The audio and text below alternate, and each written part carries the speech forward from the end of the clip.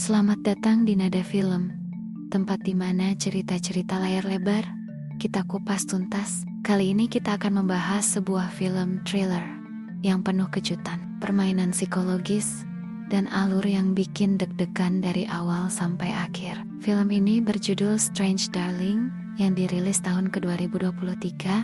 Film ini menceritakan sebuah kisah perburuan antara pembunuh berantai dan korbannya. Tapi tunggu dulu, di balik itu semua, ada rahasia yang akan membalikkan semua dugaan kita. Daripada kalian makin penasaran, langsung saja siapkan diri Anda. Dan inilah alur cerita film Strange Darling.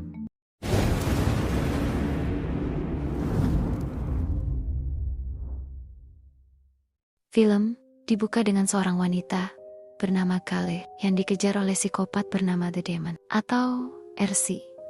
Anehnya cerita dimulai dari bab 3. Di jalan sepi, RC menembak mobil Gale hingga terguling, lalu mencoba menabraknya. Tetapi Gale berhasil lolos dan berlari ke hutan, di mana ia menemukan botol alkohol di sebuah tempat maksiat di hutan. Ia meminumnya untuk menenangkan diri dan menyiramkan sisanya ke telinga yang terluka akibat tembakan. Tak lama Gale menemukan sebuah rumah dan berteriak meminta tolong. Memasuki bab 5, RC sudah berada di dalam rumah mencarinya. Pemilik rumah terlihat tewas bersimbah darah di dapur. Namun RC keluar begitu saja. Di luar ia melihat beberapa daging berbungkus plastik berserakan. Lalu sadar Gale bersembunyi di freezer. Ia pun menembak ke arah sana dan benar saja, Gale berada di dalamnya. Cerita kemudian mundur ke bab 1 yang mengungkap awal pertemuan Gale dengan RC.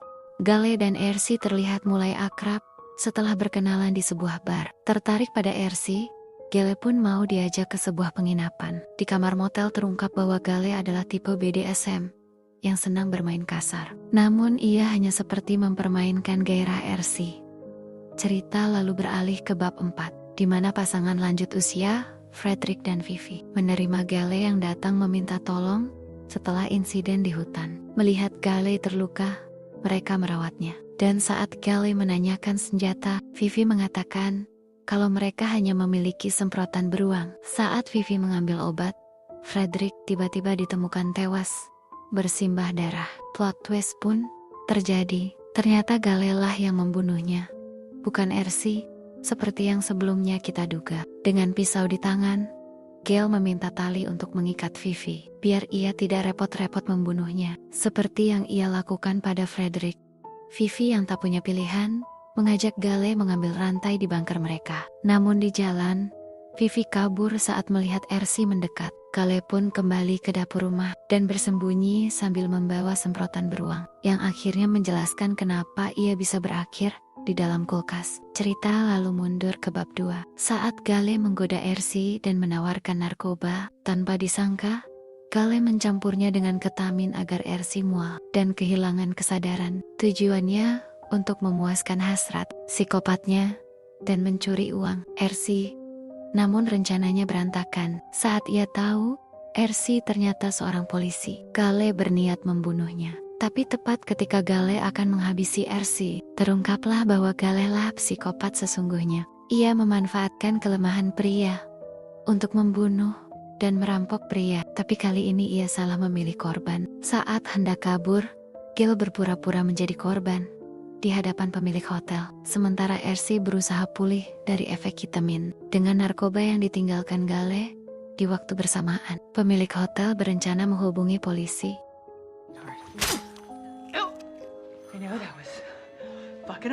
Setelah meminta mobil kepada pegawai motel, hal itu menjelaskan adegan kejar-kejaran di awal film. Kita masuk ke bab terakhir. RC berhasil melumpuhkan Gale dan mengurungnya di kulkas. Sebagai polisi, RC tak langsung membunuhnya agar karirnya tetap aman. Lalu ia menghubungi rekannya Pete untuk menangkap Gale. Namun saat lengah, Gale membunuh RC dengan gigitan di leher.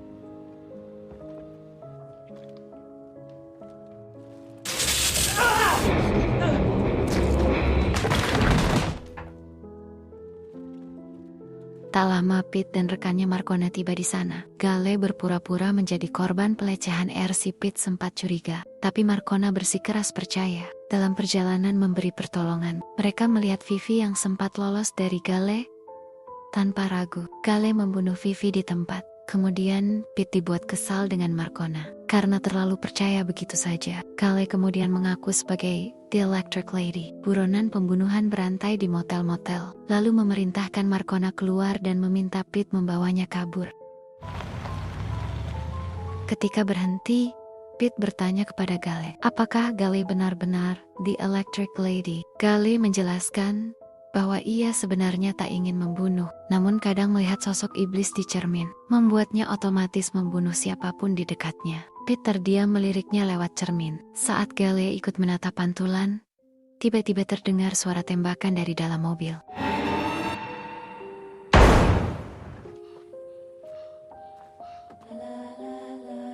Dengan langkah sempoyongan, Gale kembali menunjukkan sisi manipulatifnya. Ketika seorang wanita yang lewat menolongnya dan membawanya ke rumah sakit. Namun saat melihat cermin di mobil, sosok iblis itu kembali muncul di pantulannya, memicu niatnya membunuh penolongnya. Tepat sebelum melakukannya, suara tembakan terdengar lagi, dan kali ini dari wanita tersebut, yang akhirnya membuat Gale tewas.